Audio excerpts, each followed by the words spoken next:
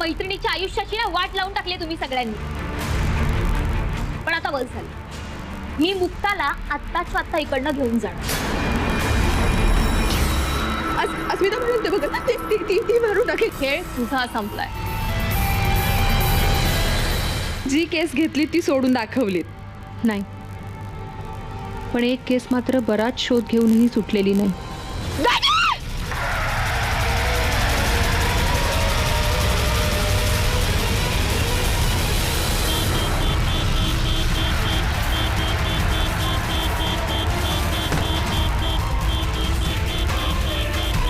दाजी दाजी दाजी relax. काय झालं दाजी? दाजी दाजी शांत व्हा, शांत व्हा, दाजी शांत व्हा. दाजी दाजी प्लीज शांत व्हा ना. अहो कुणाला काही झालेलं नाहीये. आपण सगळे सुखरूप आहोत. अपघात होता होता टळलाय. दाजी, अहो कुणाला काही खर्चट सुद्धा नाहीये. हो, मी शांत व्हा. दाजी थोडंसं पाणी द्या. मॅडम एवढे का चिडलेत? कारण काही वर्षांपूर्वीही असंच घडलं होतं. दाजी दाजी पाणी घ्या. दाजी पाणी घ्या. पाणी घ्या. थोडं शांत व्हा दाजी. दाजी या सगळ्यात तुमची काही चूक नाहीये. तेव्हाही आणि आजही.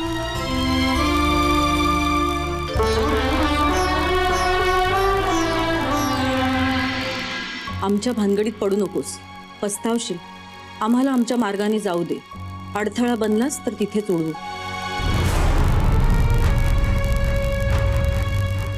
अशा फालतू चिठ्ठ्यांना घाबरून मी माघार घेणार नाही. मी तुम्हाला माघार घ्यायला कधी सांगणार नाही. पण का कुणास ठाऊक आज मला काळजी वाटते. काही होणार नाही मला. बाबा, त्या माणसांनी तुम्हाला काही केलं तर नका जाऊ ना. माझा शूरवीर मुलगा आहे बोलतोय. तू कॅडेट आहेस. कुठल्याही परिस्थितीत घाबरायचं नाही. माझ्यानंतर हा वारसा तुला चालवायचा आहे. You have to be strong and tough. बाबा, मी पण नाही घाबरणार. All the best. That's my strong girl. Sir निघायचं? आजी, अरे मला इथे जवळच जायचं. तू नाही आलास तरी चालेल. असं कसं म्हणता सर? अहो हनुमंतानं कधी रामाची पाठ सोडली आहे का? मी तरी कसं सोडू तुम्हाला?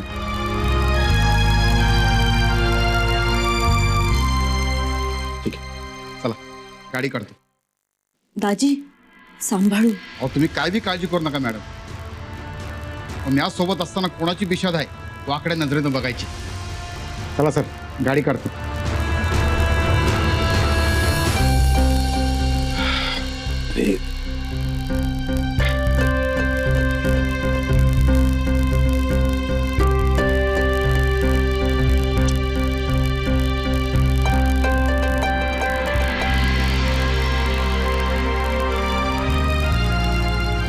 अशा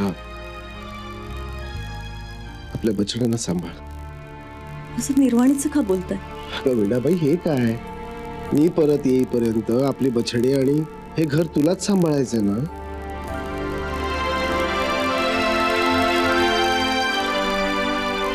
हे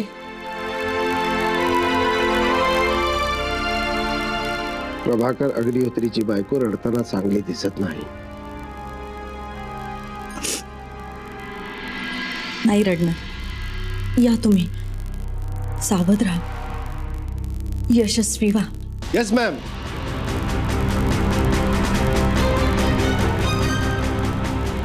बाबा, लवकर या. आम्ही वाट बघतोय. वाडकर साहेबांचा फोन आला होता सकाळी. 4 पैकी 3 धरलंय म्हणतात. लय जोडले 3. वाडकरला चिठ्ठीबद्दल सांगितलं नाहीस ना? नाही सर. एक विचारू? विचार. आजपर्यंत कोणत्याही धमकीला भीक न घालता तुम्ही काम केलं. अहो सरणाचं कापड डोक्यावर बांधून प्रत्येक वेळेला घराबाहेर निघालात. पण आजच्या एवढं गंभीर तुम्हाला कधी बघितलं नाही. एवढे अस्वस्थ का आहात सर? अस्वस्थ का? असं का वाटतं तुला? सारथी आहे मी तुमचा. अहो तुमच्या नजरेतच नाही पण तुमच्या श्वासावरून पण आपण ओळखतो तुमच्या मनात काय चाललंय ते. पण आज कसला घोर घेतलाय जीवाला एवढा? कामगिरीचा?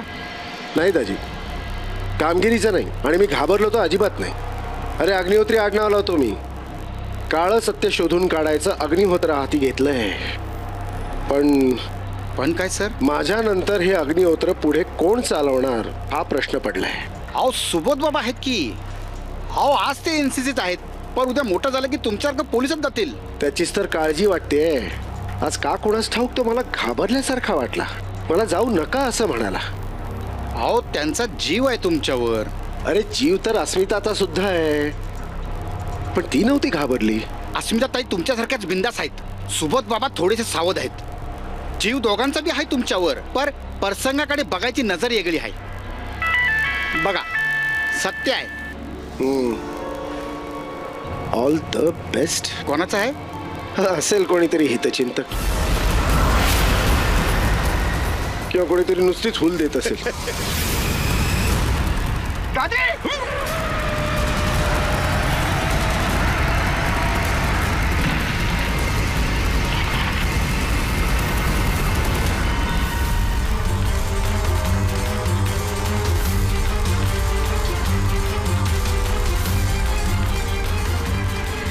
दाजींनी अपघात टाळण्याचा जीवापाड प्रयत्न केला, पण त्यांना यश नाही आलं.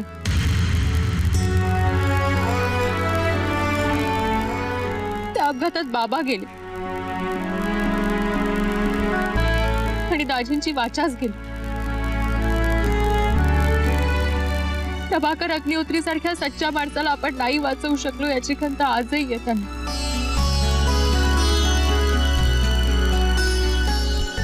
पण मॅडम या ऍक्सिडेंटचा छडा कसा नाही लावला कोणी? कोण कसा लावणार शोध? त्या अपघातात तो समोरचा माणूसही गेला. ती गाडी चोरीची होती. ड्रायव्हर कोण होता हे कधी समजलंच नाही. त्यामुळे ती केस सरकारी फाईल मध्ये धूळ खात तशीच पडली. बाबांच्या मृत्यूचं गुण आजही कायम. माझ्या आयुष्यातली ती पहिली केस आहे जिचा आजपर्यंत शोध लागलेला नाही. दाजी भानावर, दाजी भानावर या. तुम्ही तसे कसात तर मी कोणाकडे पाहायचं? मी कोणाच्या आधाराने पुढे जायचं? बाबांबरोबर शेवटपर्यंत सावलीसारखे राहिलात ना. मग या केसचा शोध तुमच्याशिवाय पूर्ण होऊच शकत नाही. हो ना?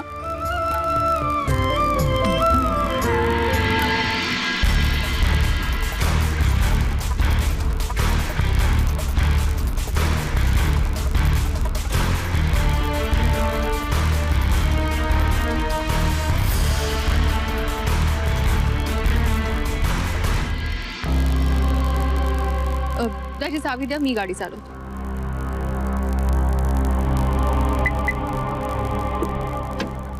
दाजी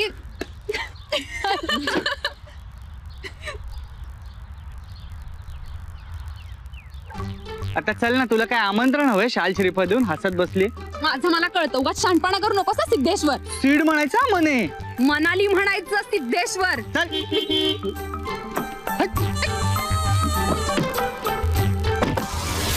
सीड म्हणाली, त्या भडसावळ्यांच्या केस निमित्त तुम्हाला दोघांनाही पेणला जायचंय.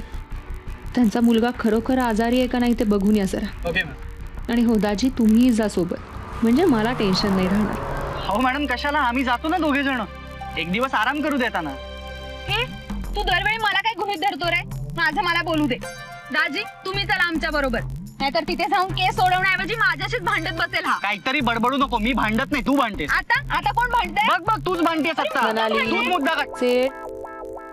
Sorry madam. बरं, उद्या मी सुट्टी घ्यायचं म्हणते. हो चालेल, घ्या ना, काही हरकत नाही. आम्ही पेणला जाऊन सगळी माहिती काढून आणतो. हो मोठ्या मॅडम, आता आपण सांगितलं म्हटल्यानंतर मॅडम सुट्टी घेणारच. मग आपण केसचा शोध लावाल, हो ना? काय बोलतीये? असिस्टंट कोण आहे हेच कळत नाही मला.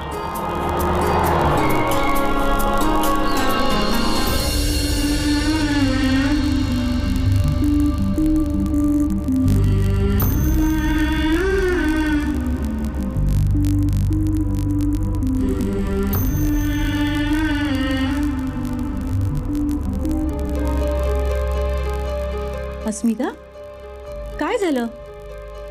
आल्यापासून बघते गप्प गप्प काय आहेस एवढी? कसला विचार करतेय? केस सुटली नाही का? ही केस सुटली ग, पण आता असं परत काय घडलंय ज्याने दुखऱ्या जखमेवरची खपली निघालीये? नाही, काही नाही ग, सहज. आज बाबांची फार आठवण येत होती. बाकी तुला वाटतंय तसं काही नाही. बरं चल, मला सांग जेवायला काय करायचंय? मी मदत करते तुला. काही नको, तू नुसता आराम कर. दिवसभर धावपळ करत असते. मला सांग, एवढा उत्साह येतो कसा तुला? अगं घरकाम केलं ना की खूप फ्रेश वाटतं, तेवढा चेंज मिळतो ना. ही बघ ए बाई, अगं पडेल मी काय. एवढं का प्रेम होतू जात आहे? हा, काहीतरी हवंय वाटतं. हा, एवढा मस्का मारते असते. हे काय असं का बोलतेस विशाखा वहिनीसारखं लगेच? गंमत केली ग. तुमच्या जीवाशिवाची भेट चालू दे. मी कढी खिचडी टाकते आता. हे आई, त्यात आहे ना मेथीची भजी टाक, म्हणजे कढीला कशी चव येईल. ए आशा, अगं खिचडीला फोडणी दे हा, आणि कढीत मेथीची भजी टाकायला विसरू नकोस. मस्त चव येते. हो, अजून काही? मला ती गीतचा गोळा आवडत नाही.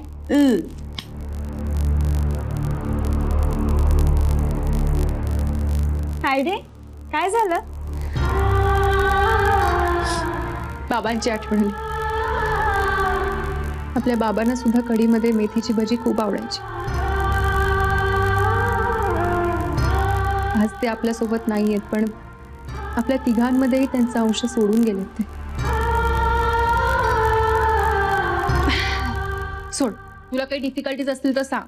अगं त्यानंतर आपण बरेच दिवस झोपाळ्यावर झोके घेतले नाहीयेत. चल ना बसूयात झोपाळ्यावर. चल बघूयात कोण पहिले पोहोचते ते. बरं बरं, पापड तळू का भाजू? तळ. नाही भाज. नाही तळ. नाही,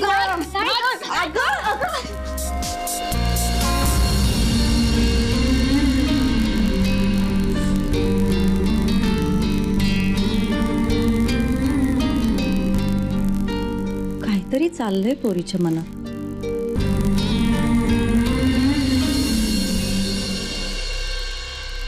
विशाखा नाही आली का अजून? आवरलं का नाही अजून तिचं? दादा. थँक्यू. अस्मिता, ही घे पालेभाजी आणि नीट धू आणि मग चिर. हल्ली पालेभाज्यांना माती फार असते बाई. हो ग. हा, कडक झाला एकदम चहा. अस्मितानी केलाय. व्हेरी गुड अस्मिता. पूर्वा कुठे? बाहेर बसली आहे, पुस्तक हातात घेऊन पेन काढते. आहे बाहेर झोपाळ्यावर. ए आई, सारखं सारखं बोलू नकोस ग तिला अभ्यासावरून. करेल ती. नाही तर काय, तू काळजी करू नको पूर्वाच्या. पूर्वा अभ्यास. Morning. Good morning. Good morning वहिनी. चहा. तू किचन मध्ये काम करतेस? अगं पण वेळ आहे का आज तुला? आहे. आज मला तुझ्या चक्क तिने आराम दिलेला आहे. हो, आज सगळं मी करणार आहे. तूही आराम कर. अख्खा आठवडा खूप गडबडीत जातो ना तुझा. तू बस, मी पटापट नाश्त्याला थालीपीठ बनवते. आज सगळ्यांनी माझ्या हातचं आयतं खायचंय. थालीपीठ? क्या बात आहे. बऱ्याच दिवसांनी अस्मिताच्या हातचं थालीपीठ खायला मिळणार. आज मस्त आडवा हात मारतो. आई, घरी लोणी आहे ना? हो आहे ना, आणि कालच बाजारातून लिंबाचं लोणचं आणलंय. लिंबाचं लोणचं? झक्कास. मस्त नाश्ता करणार. हा, दुपारी तशी काही फारशी भूक नसणार मला. अस्मिता, पिठलं भात केलंस ना तरी चालेल. बर. तू आता जर नाश्त्याचं बघतेस तर स्वयंपाकाचं मी बघते ना. हा, पिठलं भात कर म्हंटल तर बाईसाहेब लगेच तयार. झालं, थालपीठ झालं आता. थांब मी बघते. Madam, courier.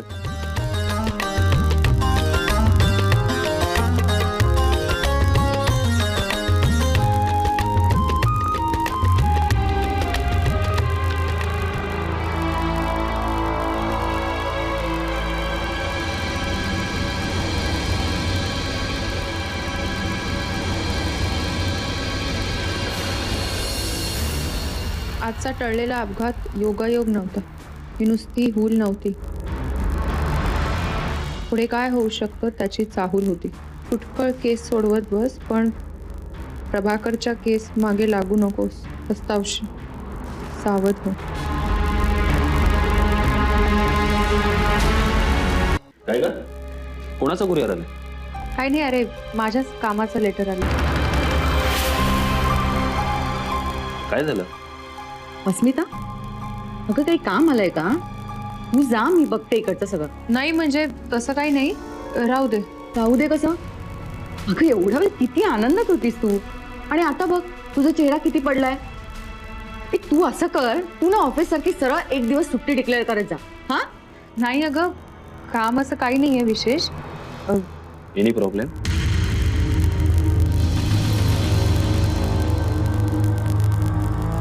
नाही अरे, खरंच काहीच प्रॉब्लेम नाहीये. मी आलेच. हा,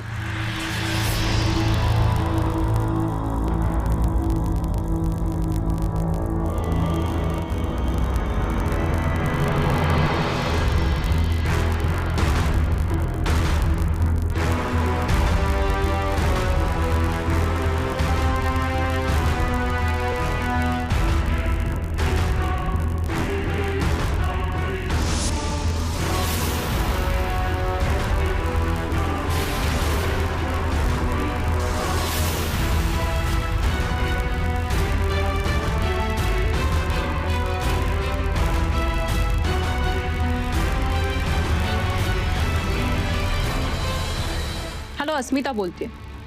मला एका टेम्पोविषयी माहिती हवी. नंबर लिहून द्या. MH04 GC2446. लवकरात लवकर कळवा.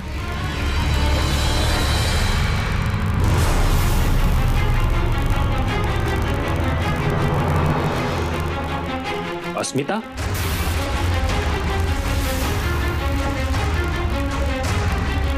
याचा अर्थ काय? आजचा टळलेला अपघात योगायोग नव्हता. ही नुसती होल नव्हती, पुढे काय होऊ शकतं त्याची चाहूल होती. फुटकळ केस सोडवत बस, पण त्या प्रभाकरच्या केस मागे लागू नको. पस्तावशील. सावध हो. अस्मिता, आता तरी काही लपू नको सगळं. काल असं काय घडलं ज्याने तू घरी आल्यावरती वरवर शांत दिसत होतीस तरी आतून फार अस्वस्थ वाटत होतीस? सांगते. काल आम्ही नेहमीसारखे घरी परत यायला निघालो, आणि परत येत असताना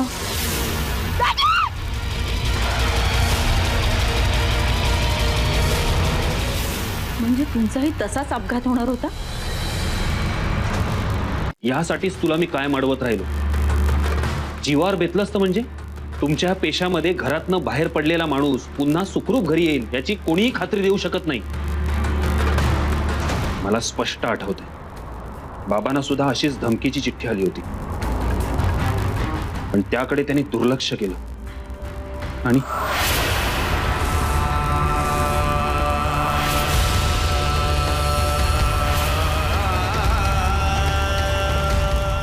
बाबा लवकर या, आम्ही वाट बघतोय. त्या दिवशी बाबा घरातून बाहेर गेले, ते परत कधी आलेच नाही. आपल्या सगळ्यांची ती शेवटची भेट होती. मी बाबांना सांगत होतो, बाबा जाऊ नका, जाऊ नका.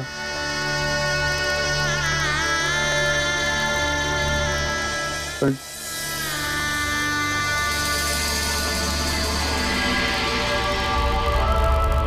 अस्मिता, मला तुझी खूप काळजी वाटते म्हणून मी हे सगळं सांगतोय. तू घरातनं बाहेर गेलीस ना, घरात येईपर्यंत माझ्या जीवात जीव नसतो. आणि तुलाही पहिल्यांदाच धमकी आलेली नाही, त्याच्या आधीही तुला धमक्या आल्या, म्हणून सांगतोय आता तरी सावध. पण ती बेसावध असं कोण म्हणतंय? यांचा वारसा पुढे चालवायचा असेल तर असं घाबरून तरी कसं चालेल? आणि तू माघार घेतलीस म्हणून ती हे सगळं करते. हो घेतली, पण का घेतली? कारण त्यावेळी जर मी घराची जबाबदारी सांभाळली नसती ना, तर आज हिला हव्या त्या व्यवसायात काम करताना दिसली नसती. सगळ्या इच्छा आकांक्षा बाजूला ठेवून, मनावर दगड ठेवून वयाच्या 19व्या वर्षापासून तो कामाला लागलाय. जाऊन दे ग विशाखा,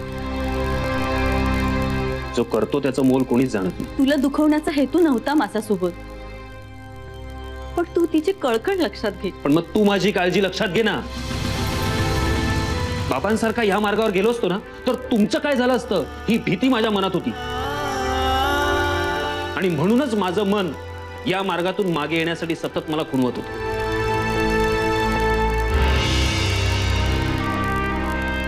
आणि अस्मिताने जपून राहावं म्हणूनच हे सगळं बोलतोय मी. हो, पण धोका फक्त अस्मिताच्या जीवाला नाहीये,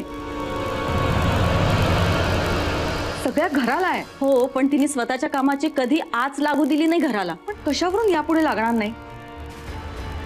आणि ती लागेपर्यंत आपण बघत बसायचंय का? हे तुम्हाला राग येईल, पण जरा स्पष्टच बोलतो. अस्मिता आजवर हे सगळं निभावून गेलं, पण ह्याच्या पुढे काय वाढवून ठेवलंय कोणाला माहितीये. तू आजवर कुठल्याही धमक्यांना भीक घातली नाहीयेस, पण पुढचं काहीच माहिती नाहीये. कशावरून लांडगा आला रे आला होणार नाहीये? आहे तुला खात्री?